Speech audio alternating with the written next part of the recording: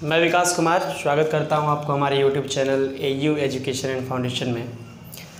Previous class हमने जो है डिस्कस करा था क्लास 10th का प्रकाश लाइट। प्रकाश क्या है, इलेक्ट्रोमैग्नेटिक स्पेक्ट्रम के बारे में भी हमने जाना था।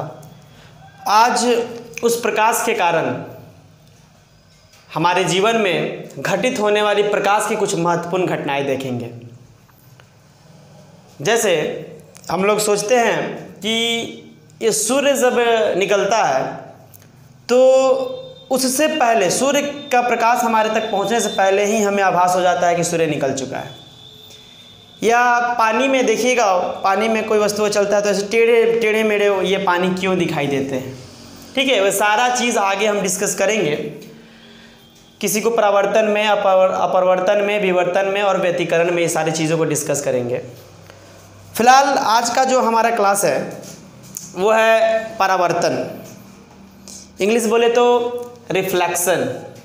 इसके बारे में हम आज डिस्कस करेंगे कि ये परावर्तन क्या है, ये कौन सा चिड़िया है परावर्तन। चलिए डिस्कस करते हैं, देखते हैं परावर्तन क्या है। फिलहाल यहाँ बताया गया कि प्रकाश की किरणों देखिए, बहुत ये कुछ बात आया किरण की बातें कर रहा है। यहाँ किरण ही क्यों लिया गया, प्रकाश की किरण की ही क्यों बातें की जा रही है। देखिए, जब कोई रे निकलता है ना तो एक होता है रेखा, एक होता है रेखा जो इस तरह का दिखता है, दोनों साइड एरो दिखेगा। ये कहाँ से शुरू होगा कहाँ ख़त्म होगा इसकी जो है हमें जानकारी नहीं होती। सेम एक होता है रेखाखंड जो हमें आभास होता है, पता होता है कि यहाँ से शुरू हुआ और यहाँ पे ख़त्म हो गया, ये रेखाखंड है। तो यहाँ पे हम लोग किरण लिए हैं। किरण जो होता है शुरुआत तो पता होता है लेकिन कहाँ जाकर ख़त्म हो ये हमें नहीं पता।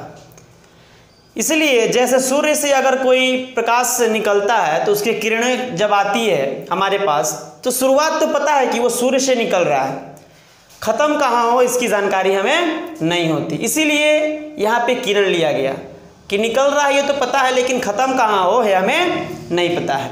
इसलिए बताया गया है कि प्रकाश की किरणों के किसी चमकीले पृष्ठ बोले तो जैसे कोई बर्तन हो गया, कोई मिरर हो गया, दर्पण हो गया, वैसे कोई वस्तु के बारे में बताया जा रहा है कि प्रकाश की किरणों के किसी चमकीले पृष्ठ पर आपतित होकर मतलब कि आएगी, आपतित होकर पुनः फिर से अपने उसी माध्यम में लौट जाने की घटना को परावर्तन कहते हैं।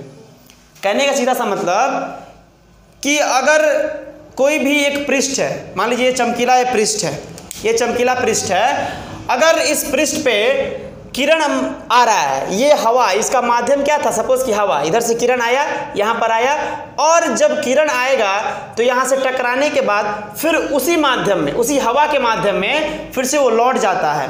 वही घटना क्या कहलाता है, परावर्तन। जैसे सपोज कि ये बोर्ड है, इस बोर्ड पे कोई एक किरण आया, इस पे किरण आएगा, हवा का माध्यम इसका सपोज कि हवा था, हवा के माध्यम से आया और फिर से उसी माध्यम में वो लौट गया। उस चमकीले पृष्ठ में टकराने के बाद फिर से वो उसी माध्यम में वो लौट गया। ठीक है, उसी घटना को हम क्या कहते हैं, परावर्तन कहते हैं। इंग्लिश में बोलते हैं इसको रिफ्लेक्शन। क्या बोलते हैं, रिफ्लेक्शन। चलिए, परावर्तन तो जान गए परावर्तन क्या है। फिलहाल अब ये जानते हैं इसके कुछ नियम भी होंगे, परावर्तन के कुछ नियम भी होंगे। प्रीवियस क्लास पे भी पढ़े होंगे आप लोग, 8 में भी पढ़े होंगे, पहले भी आप लोग पढ़े होंगे, लेकिन थोड़ा सा वास्ट पढ़ेंगे, थोड़ा सा एडवांस पढ़ेंगे हम लोग परावर्तन के नियम को लेकर कि एक परावर्तन का नियम कितना है। परावर्तन का जो है 2 नियम है। पहला नियम, आपतन कोण परावर्तन कोण के बराबर होता है। ठीक है, ये तो बोल दिए, लेकिन ये आपतन कोण क्या है, तो सबसे पहला कोण तो जानेंगे बाद में, पहले जान लें कि आपतन क्या है। आपतन यानी कि किसी एक पृष्ठ पे, किसी एक सतह पे, किसी एक तल पे जो किरण आता है, आपतन मतलब आना, जो किरण आता है। और सपोज करिए जैसे यहाँ एक फिगर लिया गया, यहाँ पे एक देखिए एक इमेज यहाँ लिया गया है, चित्र के माध्यम से देखते हैं इसको, कि ये पी क्यू ये क्या है, एक किरण है जो किसी वस्तु से निकल कर आ रहा है। ये पी क्यू क्या है, किरण है, जिसको हम बोलते हैं आपतित किरण।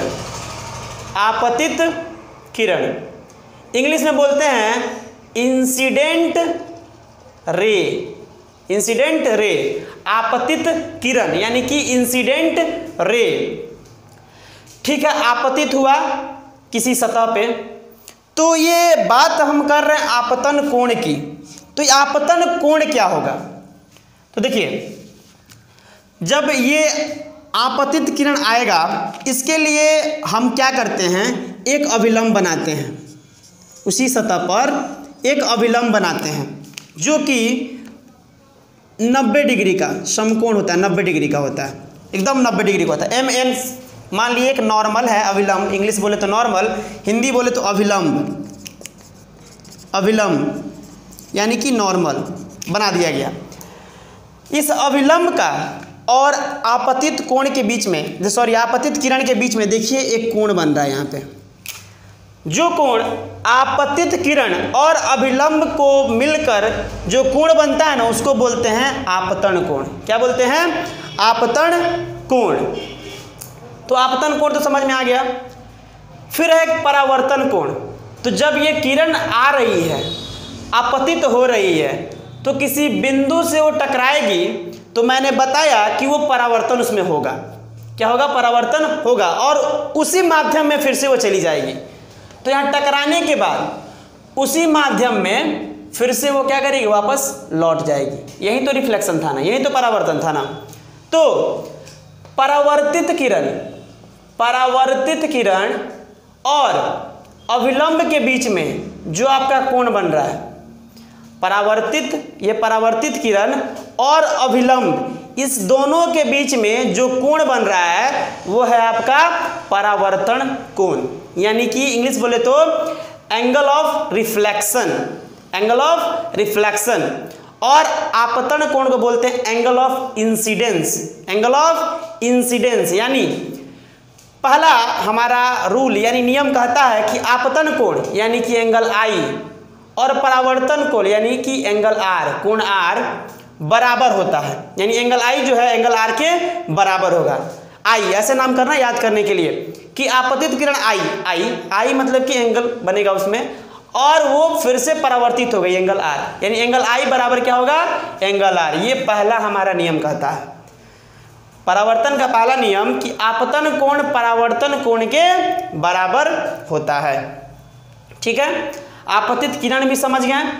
जो किसी पृष्ठ पे कोई किरण आता है, ठीक है, उसको आपतित किरण बोलते हैं, और वो अभिलंब से वो आपतित किरण अभिलंब से जो कोण बनाता है वो आपतन कोण कहलाता है, और उसी अभिलंब से जो परावर्तित कोण बनाता है वो परावर्तन कोण कहलाता है। वो दोनों आपस में क्या होते हैं, बराबर होते हैं।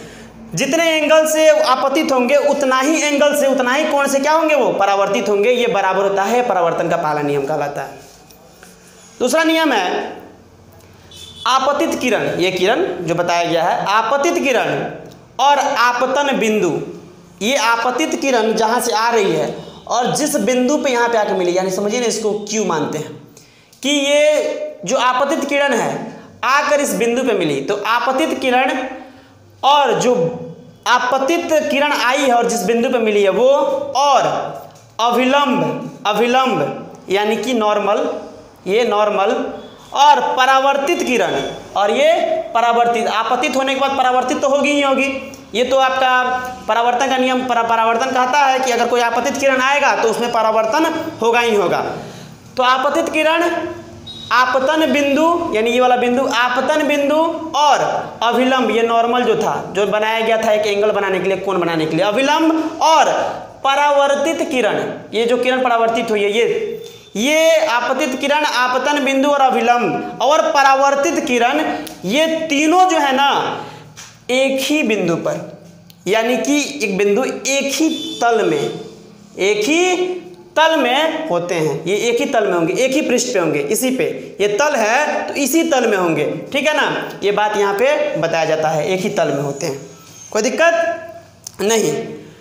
चलिए ये तो बात रहा, अब कुछ दूसरा केस देख लेते हैं हम। दूसरा केस क्या है कि कोई एक पृष्ठ है, एक पृष्ठ समझिए, या फिर कोई आपका एक इमेज प्लेन मिरर ले लिए, समतल दर्पण ले लिए।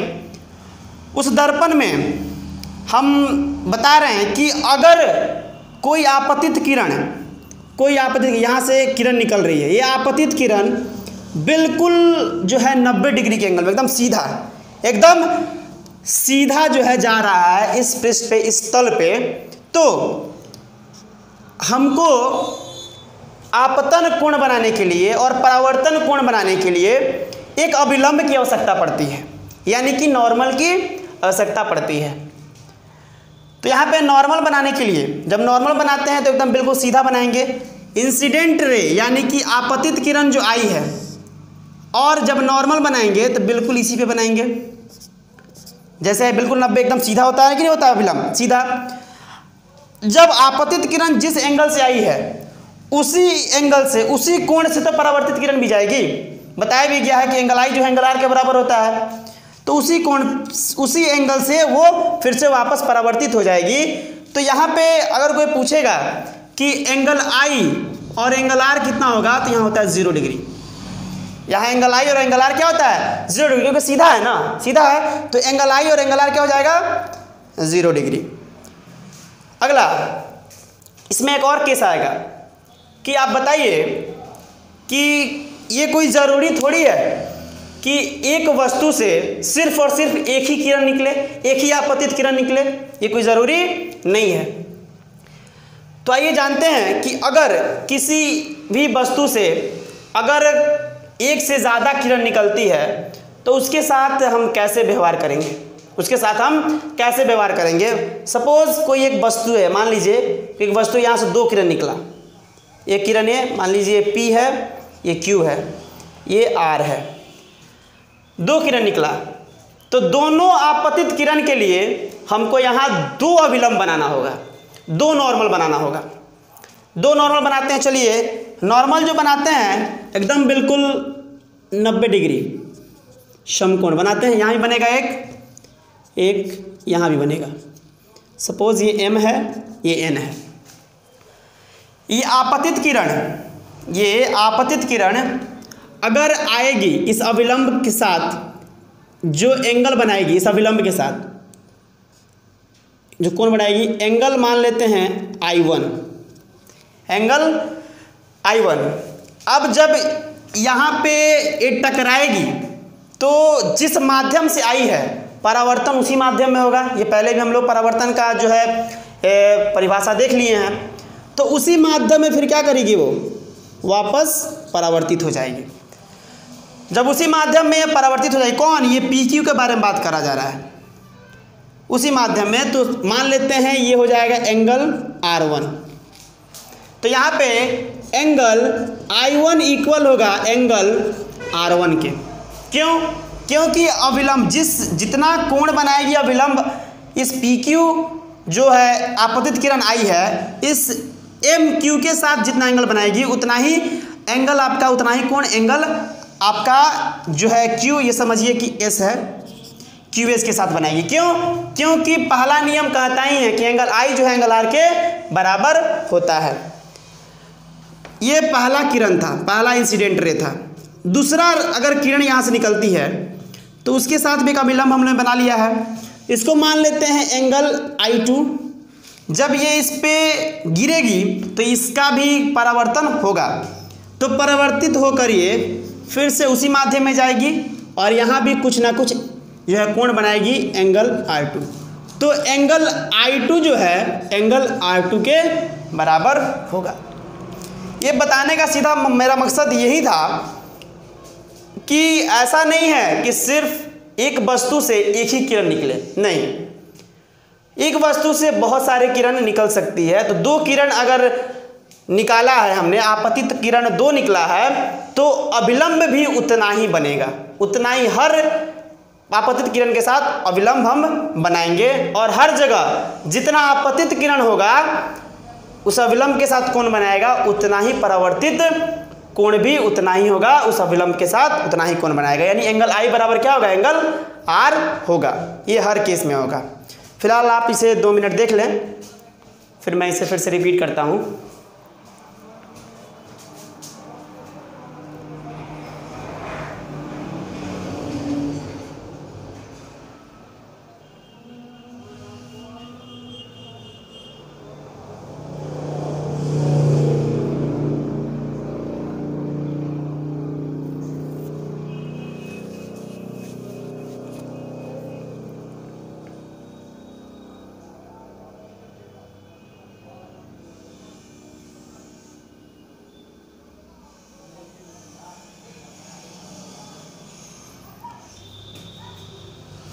चलिए फिर से एक बार मैं इसे रिपीट करता हूँ परावर्तन को। प्रकाश की किरणों के किसी चमकीले पृष्ठ पर आपतित होकर पुनः उसी माध्यम में लौट जाने की घटना को हम परावर्तन कहते हैं। परावर्तन का नियम 2 था, एक आपतन कोण और परावर्तन कोण के बराबर होता है, यानी एंगल आई बराबर एंगल आर होता है। समझ रहे हैं ना। दूसरा है कि आपतित किरण, जो किरण आ रही है उस तल पे, और आपतन बिंदु और अभिलंब ये एवं परावर्तित किरण, ये तीनों के तीनों जो है ना एक ही तल में होते हैं, बिल्कुल एक ही तल में होते हैं, जो यहाँ पे इस घटना को दिखाया गया। अगर आपका आपतित किरण बिल्कुल 90 एकदम सीधा आता है, बिल्कुल 90 डिग्री का बन के आता है, एकदम सीधा आता है, स्ट्रेट आता है, मानिए ये स्ट्रेट आता है, तो वहाँ पे एंगल आई और एंगल आर क्या होंगे, 0 होंगे। और तीसरा केस ये बताया गया कि किसी एक वस्तु से ऐसा नहीं है कि किसी एक वस्तु से सिर्फ और सिर्फ एक ही आपतित किरण निकलेंगे, नहीं, बहुत सारे निकल सकते हैं। तो जितने आपतित किरण निकलेंगे उतना ही हम उसके साथ क्या बनाएंगे, अभिलंब बनाएंगे। फिलहाल आज के लिए इतना ही। अगर वीडियो आपको अच्छा लगा हो तो लाइक कर दीजिएगा, और नेक्स्ट वीडियो जल्द ही अपलोड होगा। और वीडियो अच्छा लगा हो तो लाइक कीजिए, सब्सक्राइब कीजिए और कमेंट करना नहीं भूलिएगा। चलिए, थैंक यू।